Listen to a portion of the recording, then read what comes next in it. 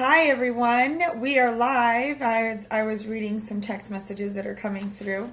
This is Linda Sochi Avalos, and what are we talking about this month of May is spiritual empowerment. So I am here doing another live video. It is May 3rd. I want to send a quick shout out to one of my besties.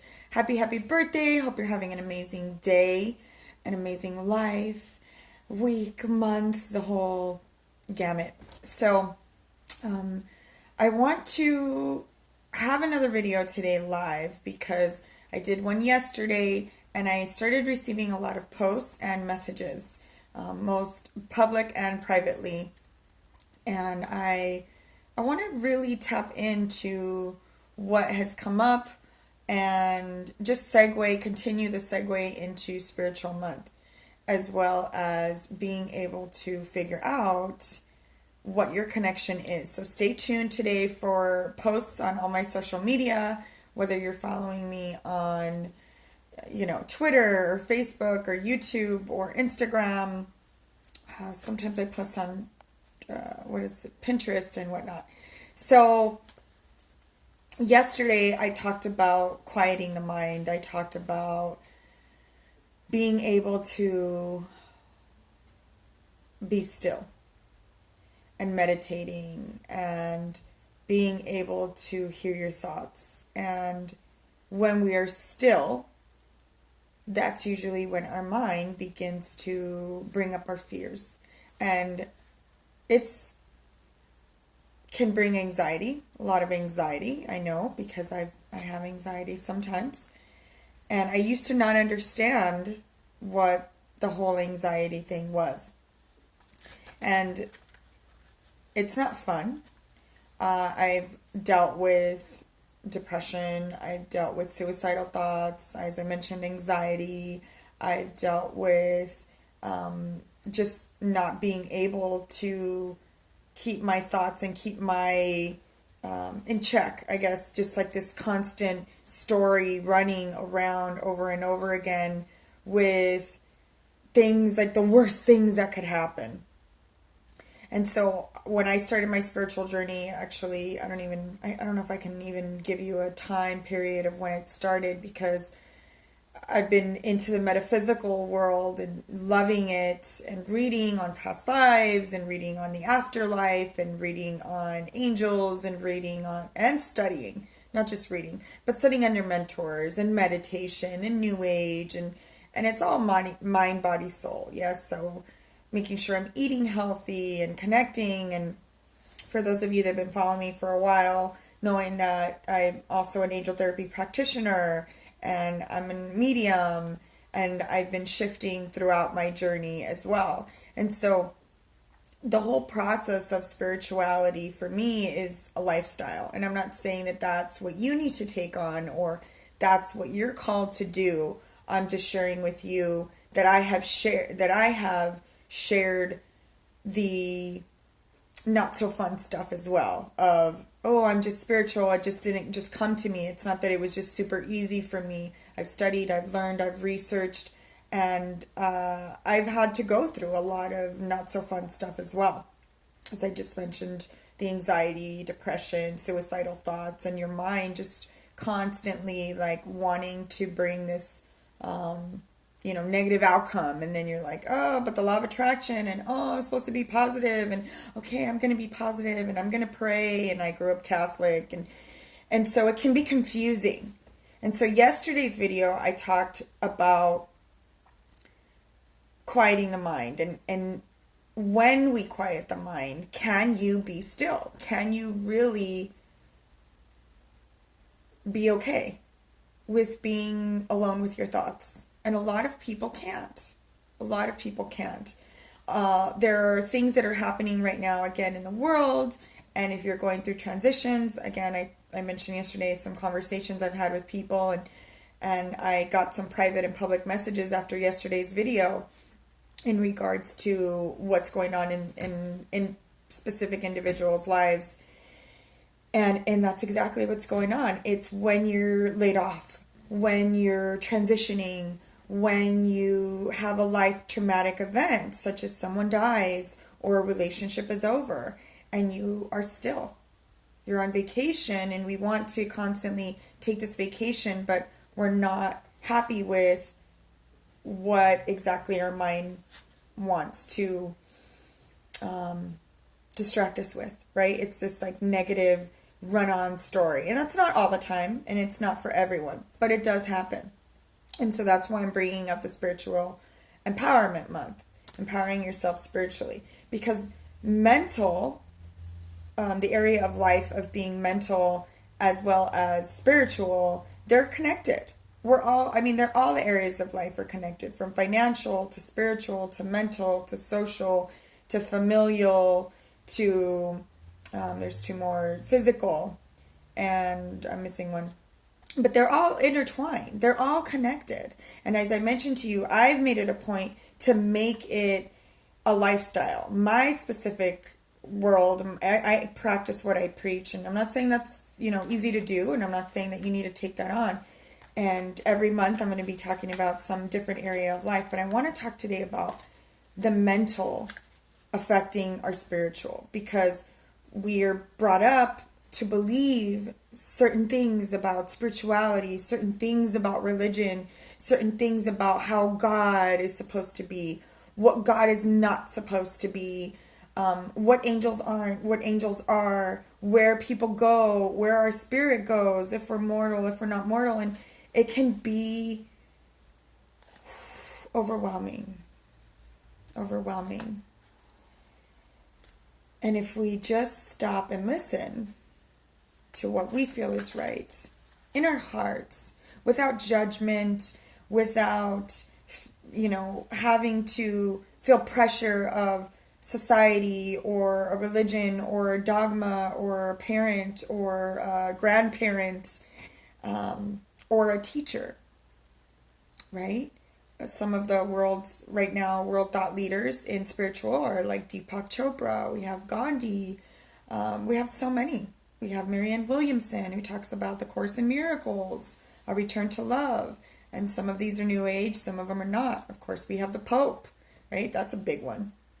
We have an interesting set of world leaders in the spiritual realm. And so who are you following? Who do we follow spiritually to look up to? And what I like to do is to practice what I preach, but to follow and learn from leaders that are practicing what they preach, that are walking their talk.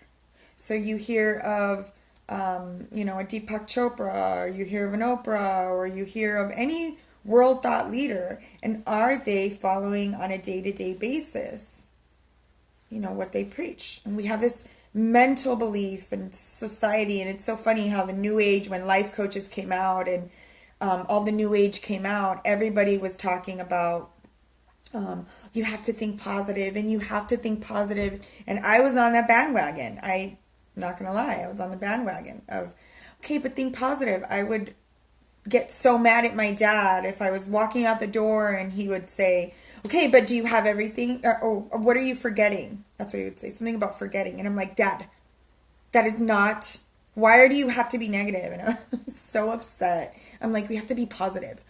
And so instead of that, I say, I have everything. When I walk out the door, I have everything. So it's neither negative, it's not positive. It's just, I have everything I need. And if there's something that I didn't bring, then it was meant for me not to have it at the time. And so, again, that's mental connecting with the spiritual. So many times as we're going through these life transitions, we forget that we can trust ourselves and that our intuition is so correct for us. It's so spot on for us. It's bringing us into alignment. It's bringing us to our higher power, bringing up to our source, to our whatever that is for you. And if your source or your spirit or your higher power is just a non-judgmental, non-egotistical neutralization of altruism and narcissism, higher self of you, then let that be. Whatever that is for you. whether it's God, or if you're, come from the Hindu belief, they have different deities, and or the Greek mythology, they have different gods. Romans used to have different gods. And so I don't believe, and I'm not here to say it's right or it's wrong or you need to follow one thing or another. I'm saying that you definitely need to believe, and your faith needs to be intact, because when your faith is intact, your mental, you control not only your spiritual, but you control your mental area of life. Because when someone isn't, when you aren't, me or you, when we aren't taking care of an area of life, and we're not in control and we're not empowered, then what ends up happening is that other people, situations, society, cults, religions, dogma, beliefs control us. And I don't know about you, but I don't like to be controlled. I do not like to be controlled. If I allow someone to take control, it's because I choose it and because I'm seeing advantages and benefits. More advantages than disadvantages.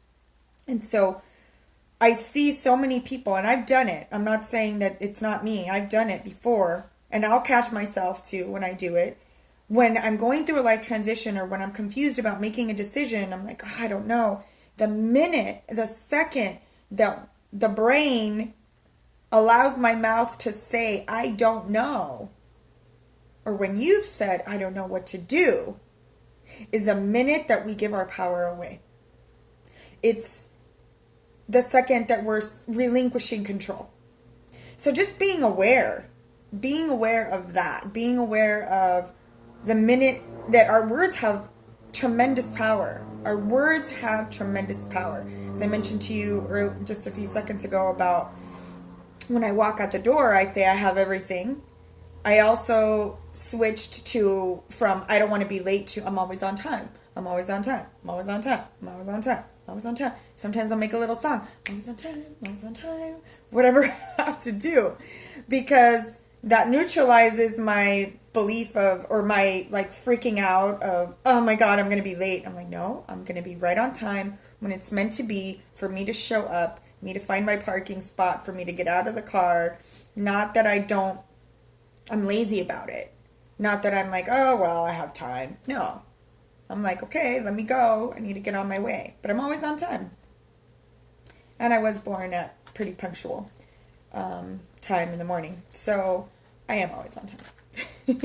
So being able to connect your spirituality, knowing that you have control, you have power over yourself and over your beliefs and over your mental thoughts, honing in your distractions, honing in your mental crazy negative run-ons, like, oh my gosh, and the next thing you know, somebody's getting, ran over, or I'm getting run over. I mean, I've had those.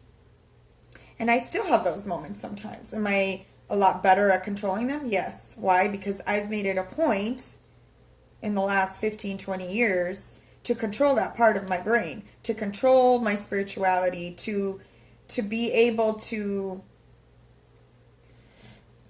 breathe, connect, and stop judging myself. The minute I know I'm judging myself is the minute that I know that I'm relinquishing power and I'm losing love for myself. I have lost sight of having love for myself.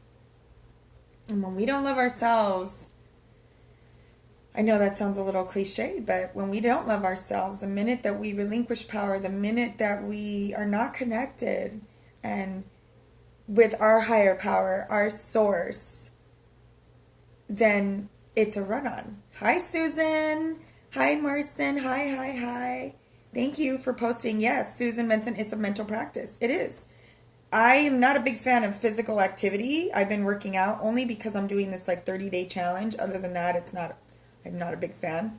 But it's an exercise. It's a mental exercise. It's a spiritual exercise. So how am I? I'm doing well. Thank you for asking, Marcin. What happens on here? Please explain. We're talking about spiritual empowerment. I'm going to post this later on YouTube. You can watch it. You can rewind. But please post your comments and likes and shares. And so being connected to source, being able to be still within our thoughts, within your thoughts, within your vibration, whether you need to bring it back from the craziness, the distractions, the mental, like, but what if this happens? But what if that happens? But what if, the what if and what if? But what if not? Neutralize it. Neutralize it. Neutralize it. Thank you for watching. Yeah, you've been on. Absolutely. Yeah. High five. And so that's what I want to talk to you about today, because as I mentioned, I started getting private and public messages last night, and it was about not knowing, quote unquote, not knowing what to do. And we perceive that we don't know because we're having challenges in our life through life transitions, and we're not sure, well, what's the next step? And it would be great, right, if we could just see all the steps and all the different ways and how things will play out in this amazing, brilliant, balancing world that we call life, that we live. Right, exactly. Susan just said, stop it at its tracks. Yes, we have the power. The minute, and the hardest part is being aware. Being able to say, wait, my mind is saying I don't know, but that's not true. I do know. I do know that I'm human. I do know that I'm going to have challenges. I do know that I have spirit, that I have source, I have my higher power. And I know I have breath. And breath comes from when we take a deep breath in and out, we allow inspiration to come through us. It's from the Latin word inspiratus, inspire, breathe. And being able to be still, allow those run-on distractions to come. Embrace them. Say, okay, well, what else? Okay, all right. And be still, which is what I talked about yesterday, being able to meditate. And so I have more cards for you today. Susan says, that is where the spiritual practice comes in. Yes, that is exactly where the spiritual practice comes in. And everyone, you're going to have something different than I might have. What works for you may not work for others. What works for me may not work for you. And so I'm here to let you know that there's no right or wrong. Of course, you don't want to hurt other people in your practice. You want to do what's right for you. And that's where your intuition comes in. And that's when you're able to be still. And that's when you can be poised and practice what is meant for you. And what feels aligned for you. So I'm going to pull a card today. I talked about yesterday, oracle cards are a form of entertainment, but they're also based off of the law of attraction, just how we have the law of gravity, just how we have entropy, just how we have universal laws in the world. We have oracle cards. And so I'm actually getting some artists together right now. So if you know some amazing artists, I am looking for some artists because I'm going to be, I'm already doing my research and whatnot for my oracle cards. I'm really looking forward to that. So stay tuned. This is if you've watched if you've read E Squared, these are the cards that go with it. And it's by Colette Baron Reed and Pam Grout. Again, yesterday's cards I did with Colette Baron Reed. So I'm just going to ask for a message for today and see what they say. So today's one, before I pull it, Susan says, yes, totally spiritually is subjective, but we must shed the mental constructs. Yes, I wanted to do that too. Awesome. Thank you so much for sharing, Susan. Baby steps. I love this card. So number 5, I know it's backwards for you, but it's number 5 and it says baby steps. And so intuitively, I mean, that's pretty easy, pretty intuitive, pretty self-explanatory. Take baby steps. I'm not asking you to begin your own, spiritual practice. And you're not going to do it every day right away all the time, because, there's people who exercise and they don't do it all the time every day. It's funny because when they do it to one extreme and they're like, oh, I have a cheat day. I'm like, I don't believe in that. I believe personally in having things in moderation. I don't need to do everything super, super duper healthy because I like the not so healthy stuff, but food too. It's fun. It tastes good. Do I do it every day? No, I don't. I don't like fried foods. So anyway, I'm not going to get on that tangent. But so baby steps. So that's a card today. Yes. She says 5 is a balanced number. Yes. And 5 in numerology also means changes. So I just encourage you today. I will read what it says in the book because there's no really too much going on. Obviously, it's baby steps. Do one thing at a time. If it's just every day being grateful, then I highly recommend that. Highly recommend that. Highly, highly recommend counting your blessings. When you're going to bed at night and your mind wants to distract you about everything you have to do, think about everything amazing that happened that night or everything that you're grateful for. Or maybe 1 or 2 or 3 or 5 people that have helped you in your life, that have helped you in your path, in your journey, when you needed it the most, or someone that has loved you unconditionally to the point where you feel such unconditional love, such gratitude. And the next thing you know, you'll be sleeping. I did that. I've been doing that now. And not that I'm not grateful throughout the day, but I've been doing that. And the other night I did that, and I woke up, it's so funny, counting my blessings. I remember that was what I woke up saying, like counting my blessings. And I'm like, where did that come from? And I was like, oh yeah, I did that last night. So I'm going to wrap this up by reading number 5. It says, baby steps. Everything is baby powder fresh right now. It's new, it's exciting, and of course, you're not quite sure how it's going to work out. You're not supposed to. You're not supposed to know. Because then, what's the fun in that? If you don't know how your life's going to end, like, where's the fun? It would ruin the surprise. Ha ha, that's the next sentence. But go ahead, take the first step. All great quests have got to begin somewhere. And so, baby steps. To get your mental clarity and your spiritual clarity, you can start with one, you can start with the other, but they're intertwined. They're intertwined. And so thank you so much for those of you participating. I really love it. Please stay tuned on my social media.